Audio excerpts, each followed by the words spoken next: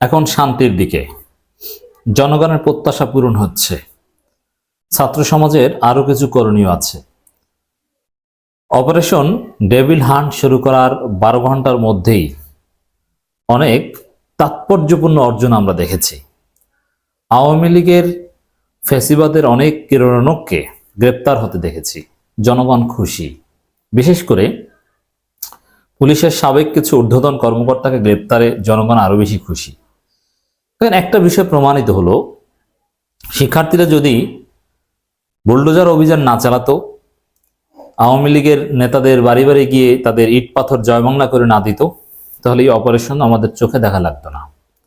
অতএব এই দেশ বাঁচাচ্ছে শিক্ষার্থীরা, বিএনপি জামাত নয়। তারা সুশীল, তারা পলিটিক্স করছে না এই মুহূর্তে, তাদের রাজনীতি নেই এই মুহূর্তে বাংলাদেশে। অতএব ছাত্রদের আরো করণীয় আছে। আওয়ামী লীগের শেষ দালালটা যতক্ষণ পর্যন্ত ধরা না পড়বে, ততক্ষণ পর্যন্ত এই অপারেশন ডেভিল হান্টে ছাত্ররা সেনাবাহিনী, পুলিশ, যৌথ বাহিনীর পাশে থাকবে। আমি এটা দেখতে চাই। অতএব সেনাবাহিনী, পুলিশের উপর আস্থা রেখে ঘরে বসে থাকার কিছু নেই। ছাত্রদের মাঠে থাকতে হবে, তাহলে ওরা ধরা পড়বে। সেনাবাহিনীর ক্ষেত্রে যেটা বলতে চাই, এক সময় সেনাবাহিনী মানে সামথিং এক্সেপশনাল। সেনাবাহিনী আসছে, সবাই ভয় পেত। 111-এর সময় ছিল এটা। কিন্তু হাসিনা সেনাবাহিনীকে মেরুদণ্ড ভেঙে দিয়েছে। এরপরে 2018 সালে সেনাবাহিনী ছিল নির্বাচনী মাঠে, তখন সেনাবাহিনী ধৈঞ্চা ছিল, কিচ্ছু করতে পারতো না। সেনাবাহিনী ওয়াজ আ ধৈঞ্চা অর্গানাইজেশন, মানুষ গুনতই না সেনাবাহিনী। এমনকি ডক্টর ইউনূস সরকারের এই গত 6 মাসেও সেনাবাহিনীর ম্যাজিস্ট্রেসি পাওয়ার ছিল, কিন্তু তাদের ভূমিকা ছিল ধৈঞ্চা টাইপের, কিচ্ছু করতে পারতো না।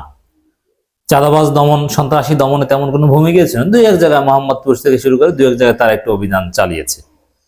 কিন্তু সেনাবাহিনীর আগের যে একটা এক্সেপশনাল রূপ, একটা পাওয়ারফুল রূপ, কন্ট্রোলিং যে একটা ক্যাপাসিটি, জনগণের যে একটা আস্থা, সেটা কিন্তু হারিয়ে গেছে। তবে অপারেশন ডেভিল হান্টের মাধ্যমে আমি বিশ্বাস করতে চাই সেনাবাহিনী তাদের পুরনো ঐতিহ্যে ফিরে যেতে পারবে। ডেভিলরা সত্যি সেনাবাহিনীকে ভয় পাবে। এই ডেভিল বলতে চাঁদাবাজ ডেভিল, এই ডেভিল বলতে আওয়ামী ডেভিল। অতএব ছাত্রদের পাশে থাকতে হবে। দর্শক, আমাদের অর্জনটা কি? অপারেশন ডেভিল হান্ট শুরু হওয়ার 12 ঘন্টার মধ্যেই আমরা যে তথ্যগুলো পেয়েছি, অপারেশন ডেভিল হান্ট প্রথম দিনে গাজীপুর থেকে আটক 40, এছাড়া নোয়াখালী থেকে, দেশের বিভিন্ন জায়গায় থেকে, চট্টগ্রাম থেকেও বেশ কিছু আটকের খবর আমরা পেয়েছি। স্বরাষ্ট্র মন্ত্রণালয়ের নির্দেশে গাজীপুর সহ সারা দেশে চলছে অপারেশন ডেভিল হান্ট। এর অংশ হিসাবে 12 ঘন্টার হিসাবে গাজীপুরে 5 থানা থেকে আওয়ামী লীগের 40 নেতাকর্মীকে আটকের কথা জানিয়েছে গাজীপুর মহানগর পুলিশ। এর মধ্যে বেশ কিছু আওয়ামী অধ্যুষিত এলাকা পুরুষ শূন্য, তারা পালিয়েছে। ওরা চোর, ওরা ভীত, ওরা কাপুরুষ, ওরা পালায়।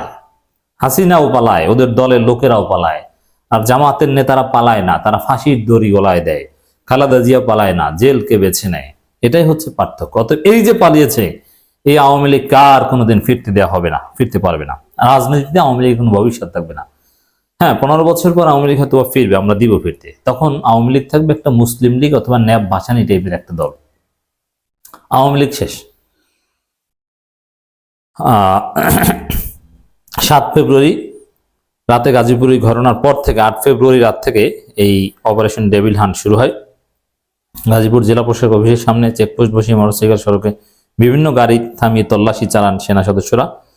আওয়ামী লীগের 40 জন নেতাকর্মীকে আটকের কথা জানিয়েছেন গাজীপুর পুলিশ সুপার চৌধুরী জাবের সাদেক। বেছে বেছে এভাবে ধরা হচ্ছে, কোনো ছাড় নেই। বিশেষ করে এমনকি এই আওয়ামী লীগ কত বাড়া বেড়েছিল দেখেন।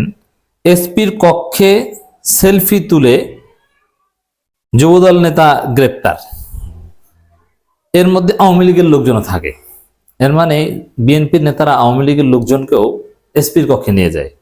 অতএব এই আওয়ামী লীগকে শায়েস্তা করতে একটা বুলডোজার অভিযান জরুরি ছিল, ভেরি ওয়াইজ ডিসিশন ছিল।